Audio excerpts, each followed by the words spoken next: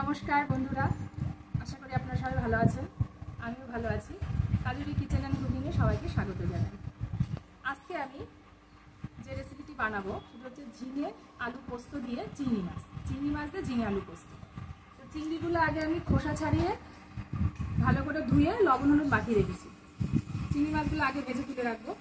আর এইভাবে ঝিঙেটা ঠিক এইভাবে কেটে নিয়েছি, আর ডুমো করে আলু কেটে নিয়েছি।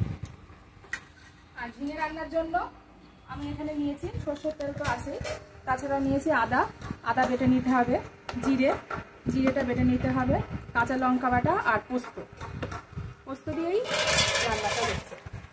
তো শুরু করি। কড়াইতে তেল দিয়ে দিলাম। চিংড়ি মাছটা আগে বেশি করে ভেজে তুলে রাখবো। খোসাটা ছাড়িয়ে নিয়েছি, এতে খেতে সুবিধা হয় বলে। খোসা থাকলেও কোনো প্রবলেম হয় না।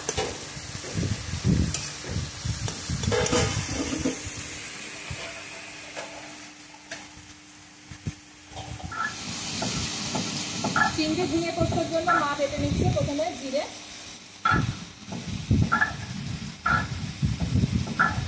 বাটা হয়ে গেলে পোস্ত, কাঁচা লঙ্কা, আদা বেটে দেবো। আমি এদিকে চিংড়ি মাছটা ভেজে নিচ্ছি।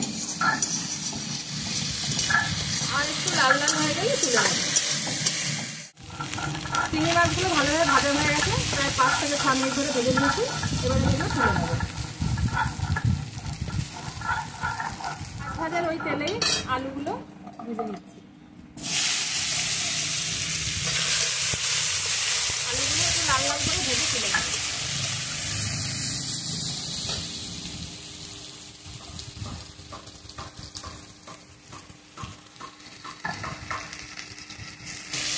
দিচ্ছি একটু লবণ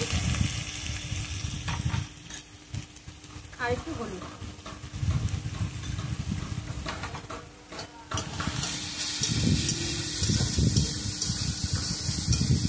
এবার মা আদা বেটে নিচ্ছে।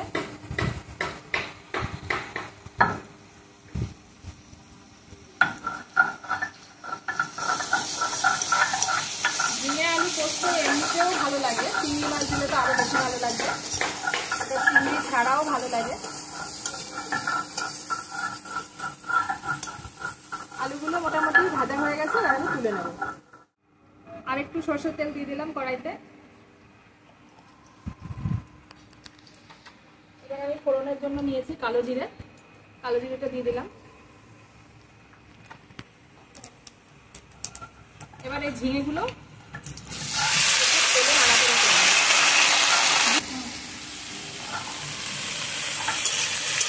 ঝিঙে দিয়ে প্রচুর পরিমাণে জল গলে, সেই জন্য ঝিঙেটা আলাদা ভেজে নিচ্ছি। একসাথে আলুর সাথে দেওয়া যায়, আলুটা আগে ভেজে নিলে ভালো হয়। একটু জলটা মরে গেলে মশলাগুলো দিয়ে দেবো। মা এবার পোস্ত বেটে নিচ্ছে। এরপরে কাঁচা লঙ্কা বাটা হয়ে গেলে বাটা মোটামুটি কমপ্লিট হয়ে যাচ্ছে। ঝিঙেটাই দেখুন খুব সুন্দর ভাজা হয়ে গেছে। লবণ দিলে এইরকম ভাজাটা হতো না, লবণটা দিতে হবে পরে। লবণ হলুদটা আমি পরেই দেবো। খুব সুন্দর ঝিঙে ভাজা হয়েছে। এবার আমি এই ভেজে রাখা আলুগুলো দিয়ে দেবো।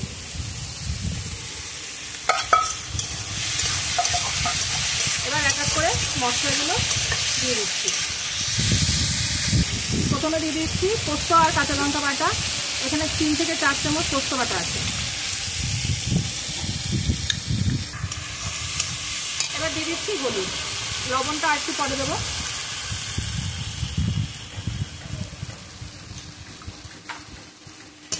পোস্তটা একটু ভাজা হলে আদা আর জিরে বাটা দিয়ে দেবো।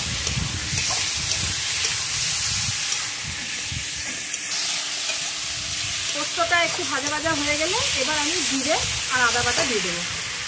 আদাটা একটু পরে দিলেই ভালো হয়, ফ্লেভারটা ভালো থাকে।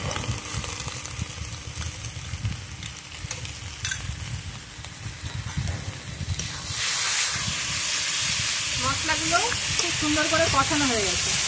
এবার দেবো লবণ। সামান্য পরিমাণে লবণ দিতে হবে, কারণ এটা যেহেতু জল দেওয়া হবে না।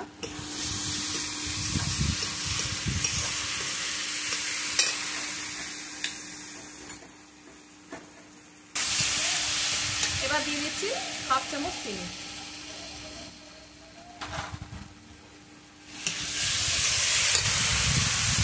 এবার দিয়ে দেবো আমি চিংড়ি মাছ।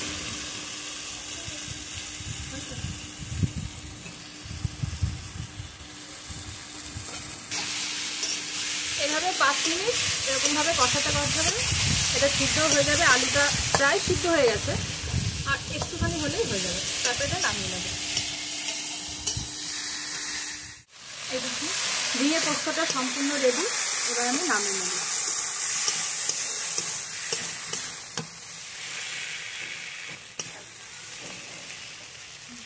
এবার আমি এটা নামিয়ে নিচ্ছি।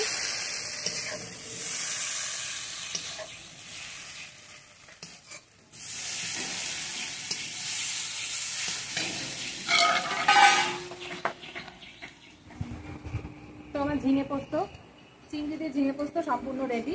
ঠিক এইভাবে বাড়িতে আপনারা রেসিপি করে ট্রাই করে দেখতে পারেন, দেখবেন খুব ভালো লাগবে। ঝিঙে পোস্ত নর্মালের থেকে একটু চিংড়ি মাছ দিলে আরও বেশি স্বাদ বাড়ে। তো ভিডিওটি যদি ভালো লেগে থাকে তো আমাকে অবশ্যই লাইক, সাবস্ক্রাইব আর শেয়ার করে দেবেন। নমস্কার।